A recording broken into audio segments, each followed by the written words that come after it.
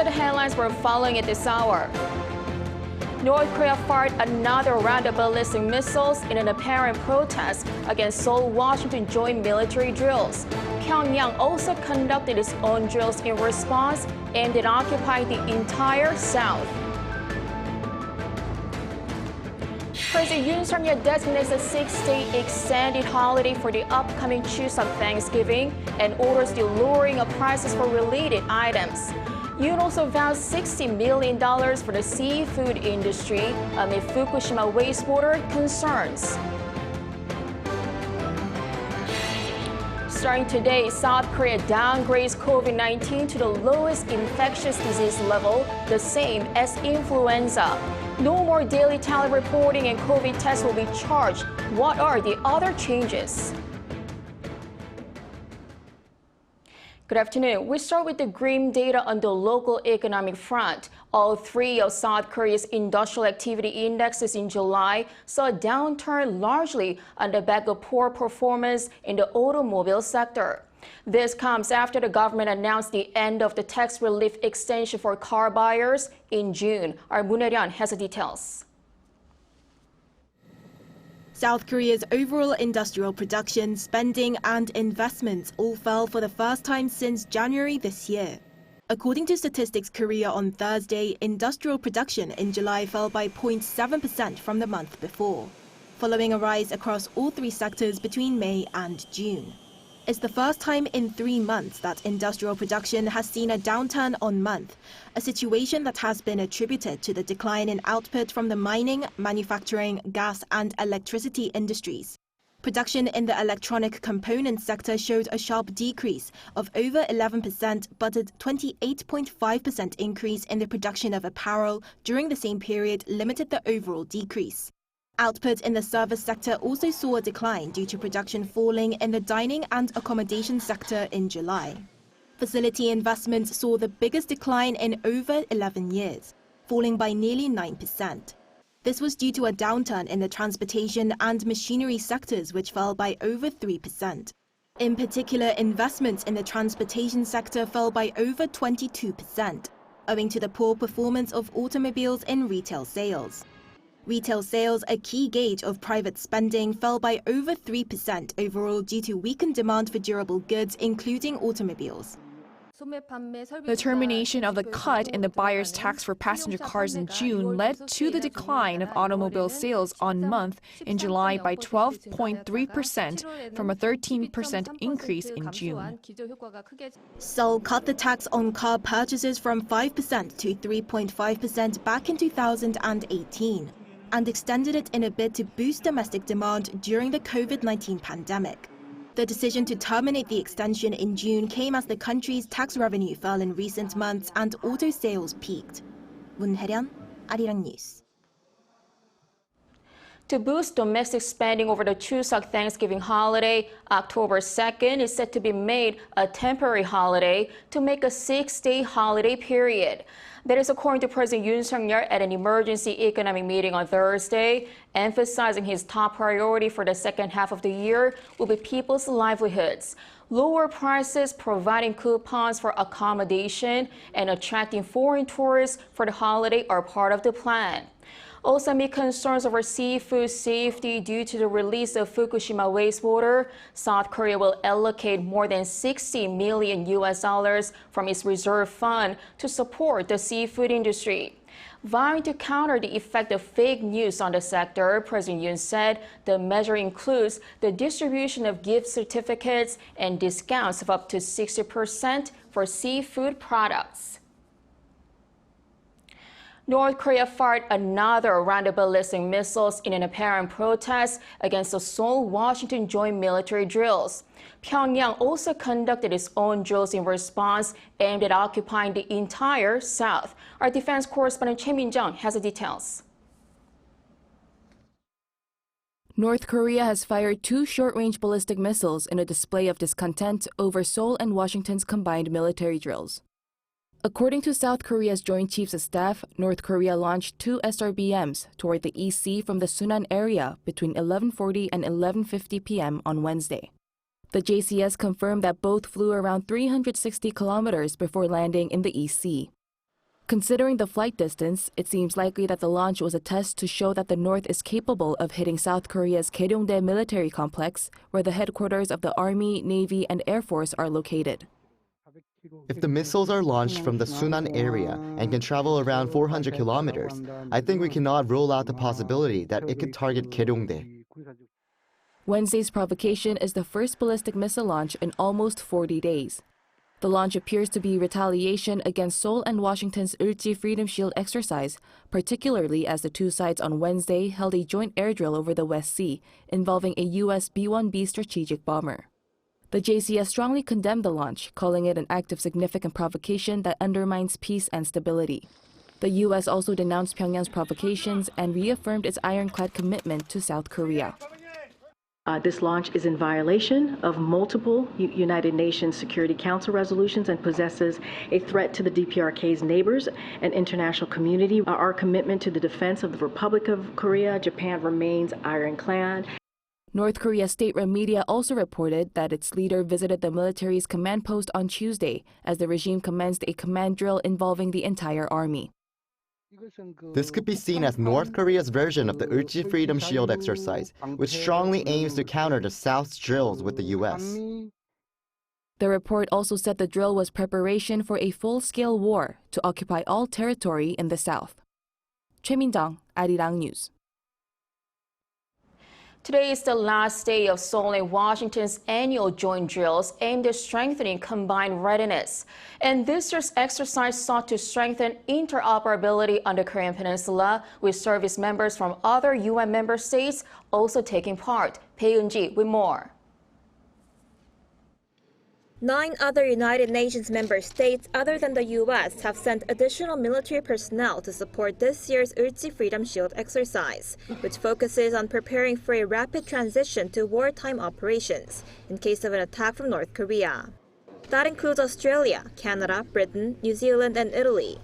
At Camp Humphreys, a U.S. military base in South Korea on Wednesday, service members who took part explained what they were able to learn throughout the training. Canadian Army Major Simon Johnson, who works as the operations officer of the United Nations Command, explains that Canada has sent over 20 participants to South Korea for the exercise. It enables us to really understand how one another operate, if things were to escalate within the peninsula, we already have a team of people who have a common understanding of what needs to be done, what the ground looks like, how the headquarters operates. So I think. Lieutenant Commander Kang Young-uk from the Canadian Navy, who has been working in the United Nations Command since last summer, shared a story of his grandfather who was killed in action during the Korean War. His grandfather's last words written on a picture of him read, "I will complete my mission and protect the country with my life."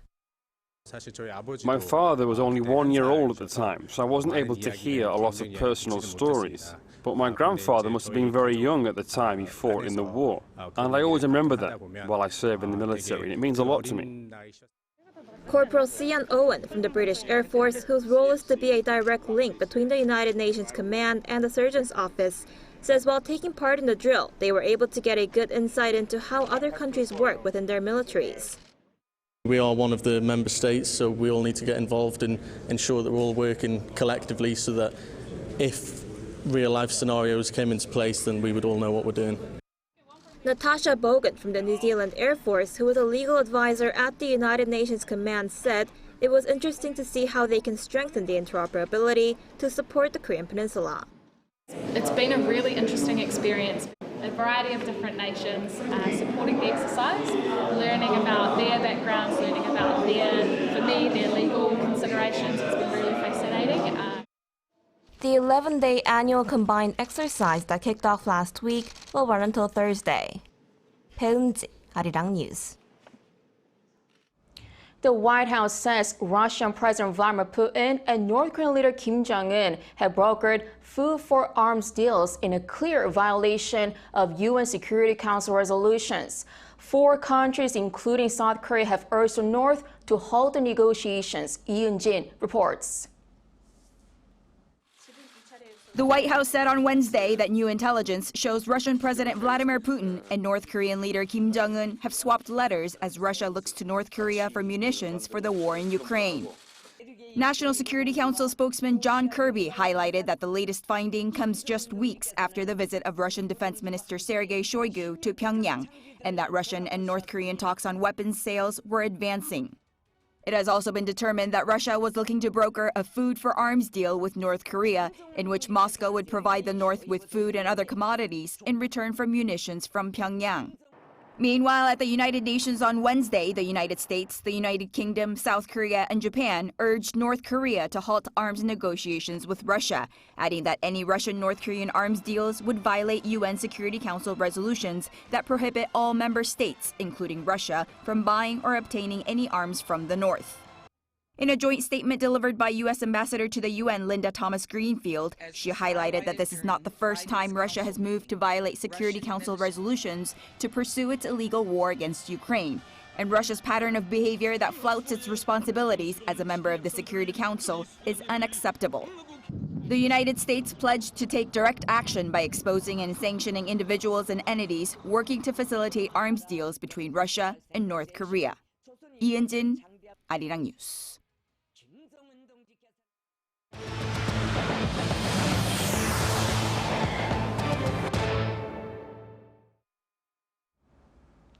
Starting today, COVID-19 will be treated as the lowest level infectious disease like influenza. No more daily tele-reporting of rapid antigen tests will no longer be free of charge. This as the country moves a step closer to the endemic phase, allocating resources for severely ill patients. Our Choi Soo-hyung has the details. With COVID-19's infectious disease categorization being lowered from level 2 to level 4, a care system similar to that for influenza is being implemented within the general healthcare system. Infectious diseases are categorized into different levels based on their risk of spreading.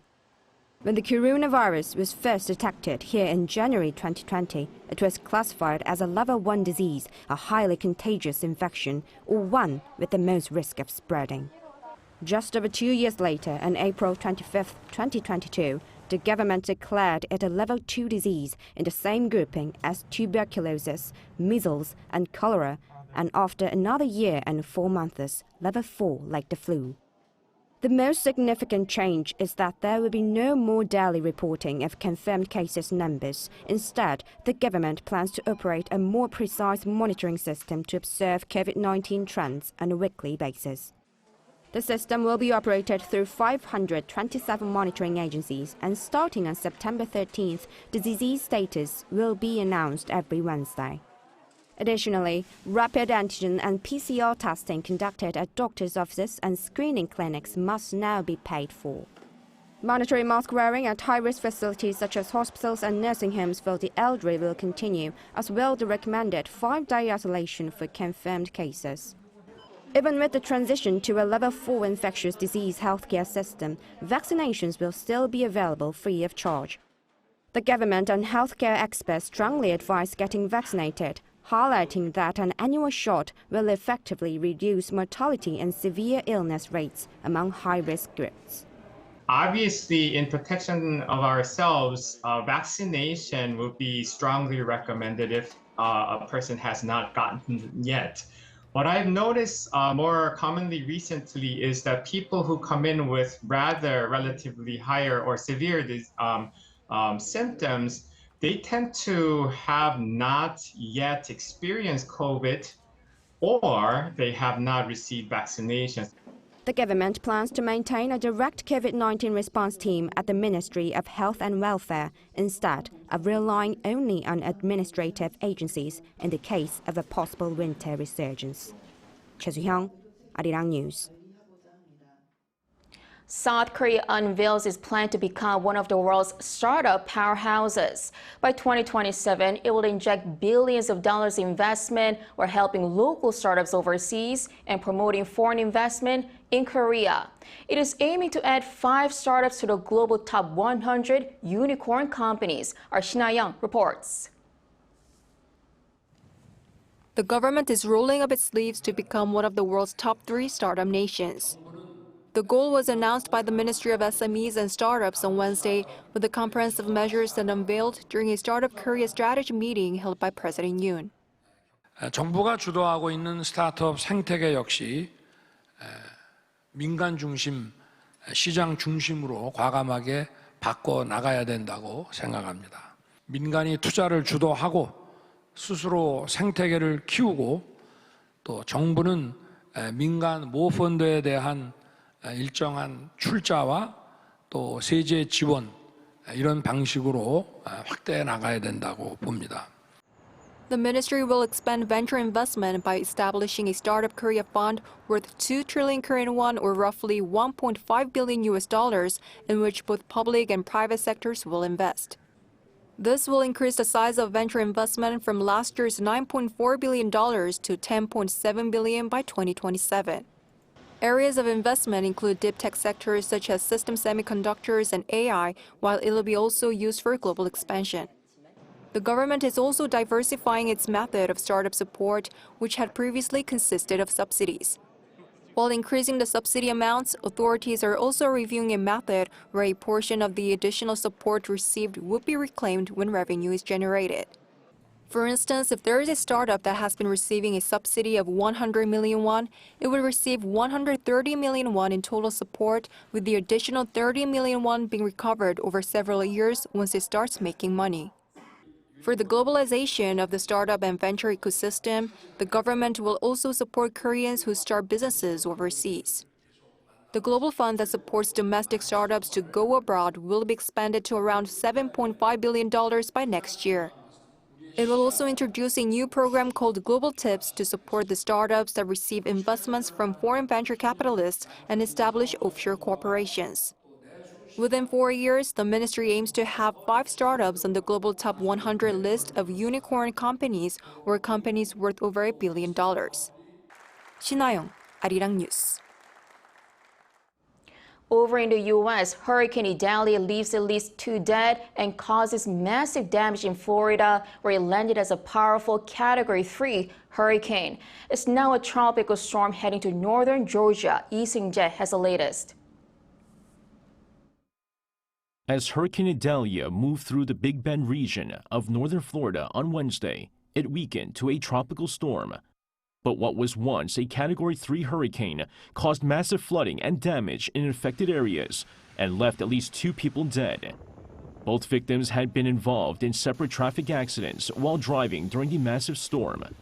According to Florida Governor Ron DeSantis, all 8 of Florida's urban search and rescue teams had been deployed, while some 5,500 National Guardsmen were helping clear roads of debris.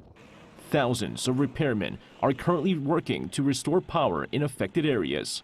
The federal government meanwhile sent thousands of search and rescue personnel, along with drinking water and ready-to-eat meals. Idalia has already left Florida, passed through the state of Georgia, and is currently making its way up through the eastern South Carolina, from where it's set to move off land and into the Atlantic Ocean. In response to the devastating hurricane, President Joe Biden said Wednesday that no one can deny the impacts of the climate crisis. I don't think anybody can deny the impact of the climate crisis anymore. Just look around. Historic floods, historic floods, more intense droughts, extreme heat, significant wildfires have caused significant damage like we've never seen before. Biden earlier on Tuesday promised to assist Florida in any possible way, adding that he and Governor DeSantis remained in constant contact. Hurricane Idalia reached wind speeds of up to 205 kilometers per hour at its peak, with officials saying the storm is the strongest to hit the Big Bend region in over 100 years. Lee Seung-jae, Arirang News.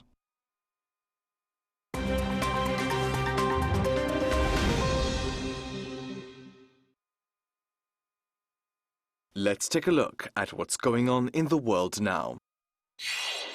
In Gabon, military leaders on Wednesday declared a coup and placed President Ali Bongo under house arrest. The coup came hours after the country's electoral commission declared that Bongo had won a 3rd term in office in a disputed election on Saturday. Military leaders said that the election results have been cancelled, borders closed, and government institutions dissolved. They also appointed the head of the Presidential Guard as the transitional leader. In a video message released on the same day, President Bongo appealed for help from the international community. Bongo's family has ruled over Gabon for the past 55 years. The coup has been condemned by the United Nations, the African Union, and Gabon's former colonial ruler, France, which has troops stationed there. The United States, China, and Russia have also voiced concern. Now, Russia has been hit with its largest ever drone assault.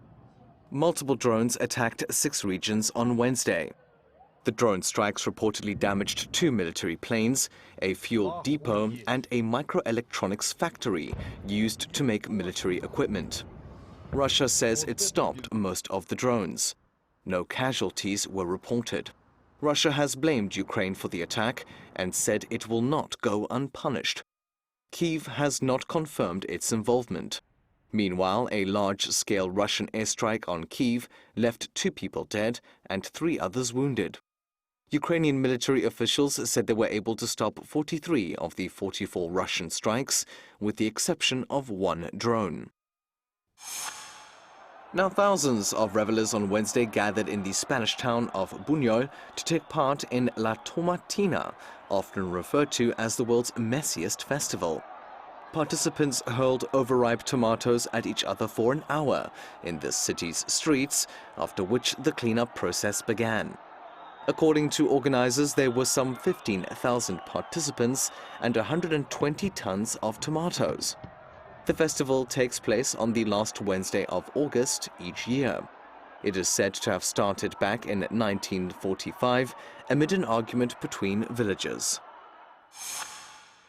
And finally, for the first time in over a decade, night skies around the world are being lit up by a super blue moon. The phenomenon has already been witnessed by sky gazers across the world, including Turkey, Japan, India, and Greece. It will last for just a few more hours.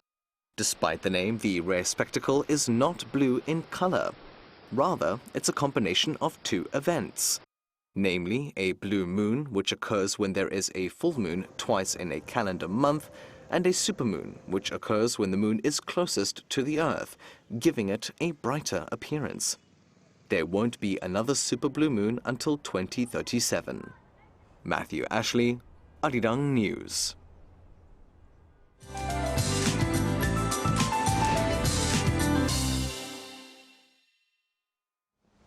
Good afternoon.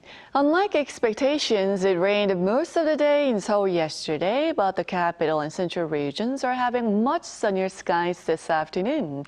Even UV rays could go up to a height of very high, but it's another day of pouring rain for those in the southern parts of the country, as rain clouds are dropping 30 to 60 millimeters an hour of downpours. Gyeongsangdo and nearby areas could see up to 150 millimeters of rainfall through Friday. Jeollado and parts of Gyeongsang-Bukdo provinces could see 20 to 80 millimeters of more rainfall. After the highs are 2 to 5 degrees higher than Wednesday, most parts are seeing highs at 28 degrees Celsius this afternoon. On and off rain continues in the south and Jeju through the weekend. Then it will rain nationwide on Sunday. Meanwhile, temperatures in the capital area will remain a few notches higher than seasonal norms for the next 5 days. That's Korea for you, and here's a look at the international weather conditions.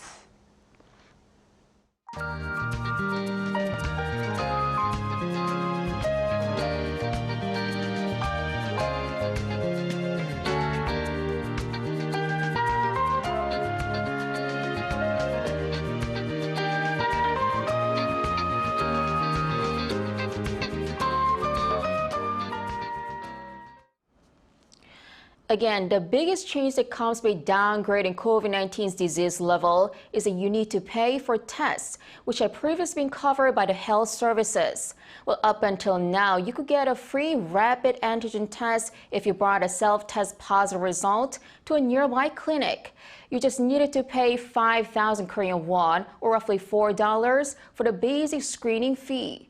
But from now, the cost will be entirely on you, which could be up to $40 and up to $60 if it's a PCR test. Plus, the government would only cover hospital treatment fees for severely ill patients. And no more government assistance for those infected or companies giving paid leave for those infected.